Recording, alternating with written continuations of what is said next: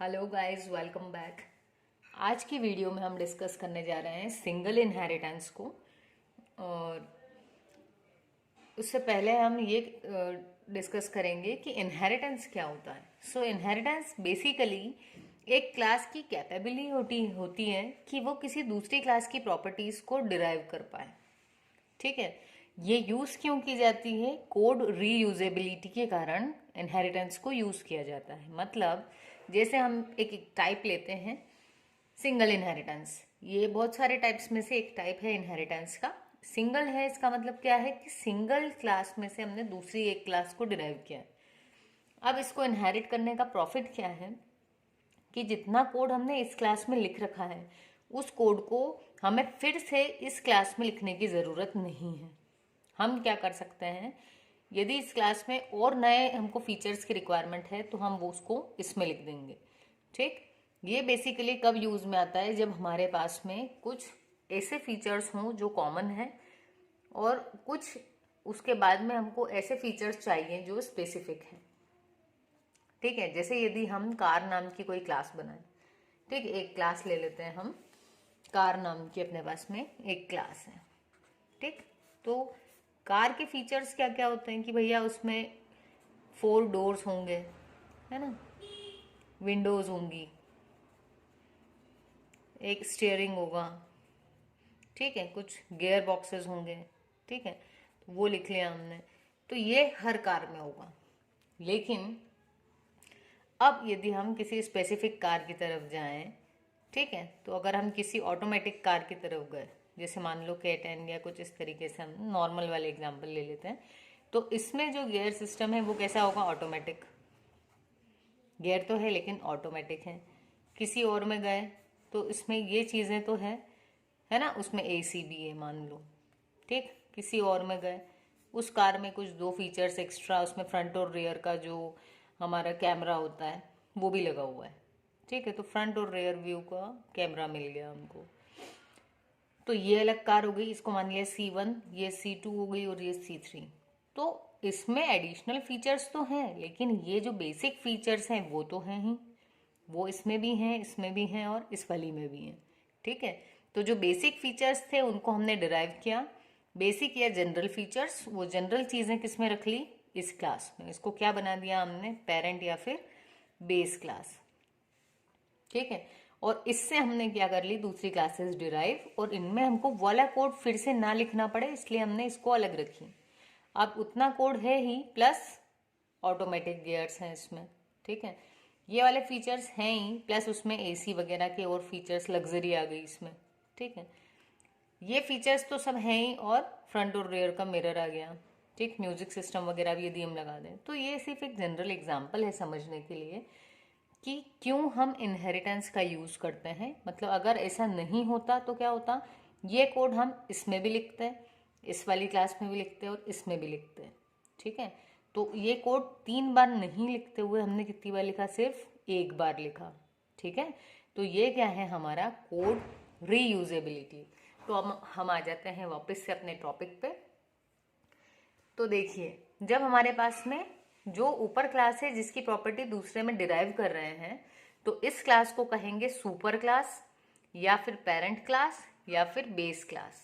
ठीक है, और जब ये वाली प्रॉपर्टीज किसी दूसरी क्लास में डिराइव की जा रही हैं तो उसको कहेंगे या तो डिराइव्ड क्लास या फिर चाइल्ड क्लास या फिर सब क्लास। ठीक है, तो ये है हमारी क्लासेस। अब एक क्लास को कैसे बनाते हैं वो तो हम सब जानते ही हैं, है ना, हमने पहले वाले लेक्चर्स में सब देखा हुआ है कि क्लास कैसे बनाते हैं। अब सिंटेक्स ये देखना है कि जो क्लास ऑलरेडी बनी हुई है हमारी, जैसे A अगर ऑलरेडी बनी हुई है तो इससे हमको यदि B क्लास बनानी है तो उसका सिंटेक्स क्या होगा? सिंटेक्स होगा, क्लास कीवर्ड तो आपको लिखना ही है। ठीक है, उसके बाद आप चाइल्ड क्लास का नाम लिखोगे, फिर आएगा कॉलन, उसके बाद में हम जो भी एक्सेस स्पेसिफायर्स थे अपने, कौन कौन से थे? Private, public and protected. इन तीनों में से कुछ एक लिखेंगे हम यहाँ पर। ठीक है, तो ये हम यहाँ लिखेंगे। उसके बाद में अपनी जो भी पेरेंट क्लास है, जैसे अगर अभी के केस में बात करूँ तो चाइल्ड क्लास कौन है? B, तो हम लिखेंगे क्लास B कॉलन जिस मोड में लेना है, अगर पब्लिक में ले रहे हैं तो लिखेंगे पब्लिक, और पेरेंट कौन है इसका, ए, तो यहाँ लिख देंगे ए। क्लास कीवर्ड सिर्फ यहाँ लिखना है, आगे क्लास कहीं पर भी नहीं लिखना है। उसके बाद ये ओपनिंग ब्रैकेट, यहाँ आपकी जो भी कोडिंग है इस चाइल्ड क्लास की वो कोड्स लिखेंगे हम, और फिर इसको कर देंगे क्लोज सेमीकोलन के साथ में। अब हम इसका एग्जाम्पल देखने वाले हैं, पर उससे पहले आपको एक चीज़ और बतानी थी कि इनहेरिटेंस के भी कुछ मोड्स होते हैं। मोड्स कौन से हैं, मतलब जो आपकी बेस क्लास है उसमें जो डेटा मेंबर्स और फंक्शंस वगैरह होंगे, है ना, उनके कुछ एक्सेस स्पेसिफायर होंगे। हो सकता है कोई मेंबर पब्लिक हो, कोई प्रोटेक्टेड हो, या फिर प्राइवेट हो। तो अब ये वाले मेंबर्स हैं उस क्लास में, और इसको हम क्या कर रहे हैं, डिराइव कर रहे हैं किसी दूसरी में। अब यदि हम यहाँ पर पब्लिक लिख के डिराइव करेंगे तो क्या होगा, इस क्लास के जो मेंबर जैसे थे वो एज इट इज इसमें होंगे डिराइव, मतलब जो पब्लिक थे वो यहाँ पर भी पब्लिक होंगे, और जो प्रोटेक्टेड थे वो इस वाली क्लास में भी प्रोटेक्टेड मेंबर्स बन जाएंगे। लेकिन जो इसके प्राइवेट मेंबर्स थे उसको ये जो आपकी डिराइव्ड क्लास होगी ये एक्सेस नहीं कर पाएगी, इसलिए लिखा है नॉट एक्सेसिबल और हिडन। ठीक है। अब यदि यहाँ पर हमने पब्लिक की जगह लिखा प्रोटेक्टेड तो क्या वेरिएशन आएगा, तो इसके जितने भी मेंबर्स थे वो क्या बन जाएंगे, प्रोटेक्टेड। देखो पब्लिक भी प्रोटेक्टेड बन गया, और प्रोटेक्टेड तो प्रोटेक्टेड है ही, और प्राइवेट को हम कहीं पर भी एक्सेस नहीं कर पा रहे हैं। थर्ड, यदि प्राइवेट मोड में आपने डिराइव की बेस क्लास तो इसके जितने भी मेंबर्स थे वो सब डिराइव्ड क्लास के कौन से मेंबर बनेंगे, प्राइवेट मेंबर्स। ठीक है, तो अब हम आगे चलते हैं। ये लिया हमने अपना एक एग्जाम्पल। इस एग्जाम्पल में हमने क्या किया है, एक क्लास बनाई है जिसका नाम है बेस। ठीक है, इस बेस क्लास में हमारे पास एक फंक्शन है, उसका नाम है डिस्प्ले। अब इस क्लास को हमने क्या किया, डिराइव किया, किसमें, चाइल्ड नाम की क्लास में। और इस चाइल्ड क्लास का अपना एक फंक्शन तो है ही, क्या नाम है जिसका, शो। लेकिन क्योंकि इसने इसको डिराइव किया इसलिए डिस्प्ले भी इसका मेंबर बन जाएगा। कैसा मेंबर बनेगा वो हम यहाँ देखते हैं। अब देखो यहाँ आपकी हेडर फाइल्स आ जाएंगी, यहाँ हमने लिया क्लास का नाम बेस, और इसमें एक पब्लिक मेंबर बनाया वॉइड डिस्प्ले, जिसमें हमने सिंपली एक मैसेज दे दिया है कि इन बेस क्लास, ताकि हमको पता चल जाए कि ये फंक्शन कॉल हुआ है। क्लास क्लोज कर दी।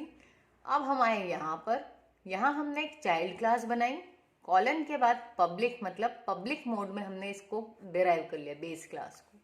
अब पब्लिक में डिराइव किया तो इसके जो पब्लिक मेंबर्स थे वो इसमें भी क्या हो जाएंगे, पब्लिक।